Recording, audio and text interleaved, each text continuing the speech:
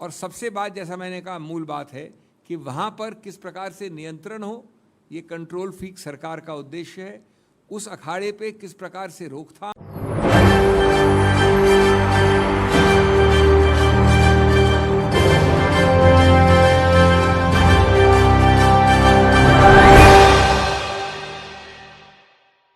नमस्कार, SPN 9 news देख रहे हैं आप। आपके साथ मैं हूं मानसी जायसवाल।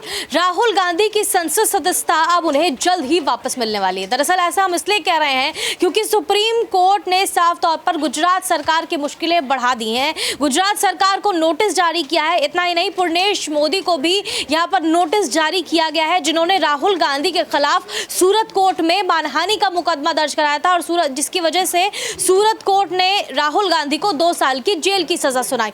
साफ तौर पर यहां पर नोटिस जारी किया गया है और 10 दिन के अंदर अंदर गुजरात सरकार को और पूर्णेश मोदी को इस नोटिस का जवाब देना होगा।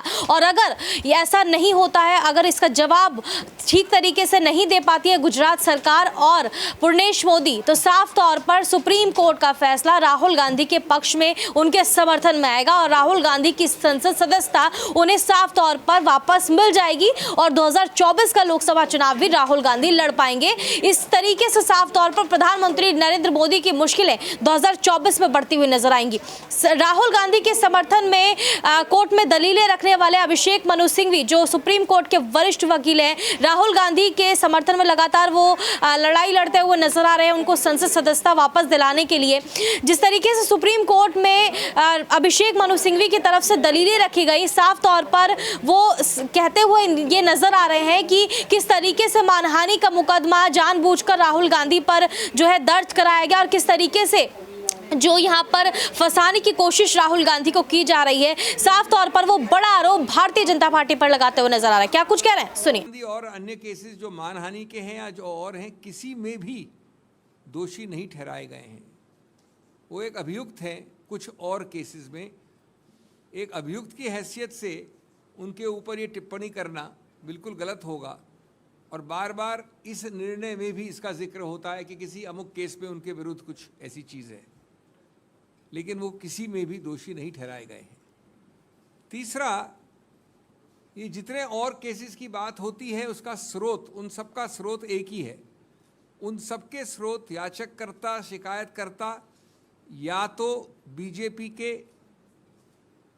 कर्ता धर्ता हैं, वरिष्ठ नेता हैं, ऑफिस बेरर्स हैं। और बड़ा स्पष्ट है कि ये करवाया गया है, एक बनावटी ऑर्केस्ट्रेटेड प्रयत्न है हर उस केस में। तो जब सब जगह ऐसे केसेस हैं तो द्वेष का सवाल कहाँ से आता है? द्वेष तो उल्टा याचककर्ता और शिकायतकर्ता से निकलता है, न कि अभियुक्त से। और ये एक ज़्यादा विशाल एक कॉन्स्पिरेसी है जिसका उद्देश्य है कि स्वतंत्र विचार और स्वतंत्र वाक्य और बातचीत पे रोकथाम हो, उसका गला घोंटा जाए और इस प्रकार की स्वतंत्र सोच कोई MP हो या MP न हो वो नहीं कर पाए।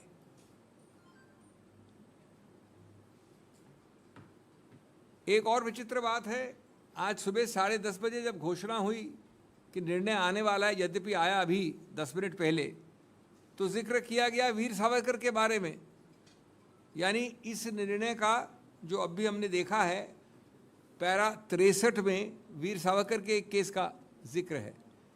रोचक बात यह है कि ये वीर सावरकर का केस दायर ही हुआ है 12 अप्रैल 2023 को, और श्री राहुल गांधी का दोषी ठहराना निचले कोर्ट्स द्वारा उससे 1 महीने पहले 23 मार्च को हुआ था।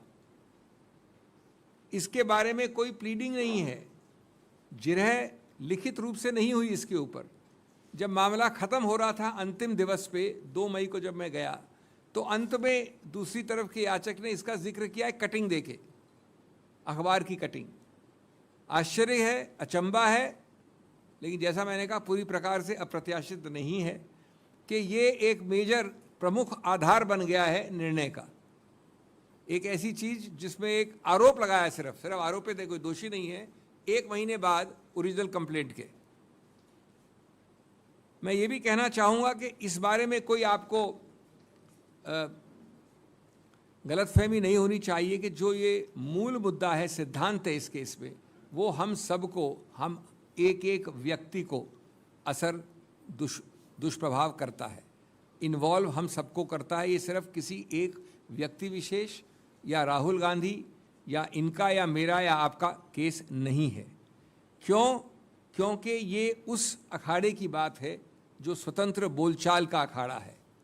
ये उस अखाड़े की बात है जो स्वतंत्र अभिव्यक्ति का अखाड़ा है। और सबसे बात, जैसा मैंने कहा, मूल बात है कि वहाँ पर किस प्रकार से नियंत्रण हो, ये कंट्रोल फ्रीक सरकार का उद्देश्य है। उस अखाड़े पे किस प्रकार से रोकथाम हो, गला घोटा जाए और उस पर बार बार प्रहार किया जाए, ये मूल मुद्दा है।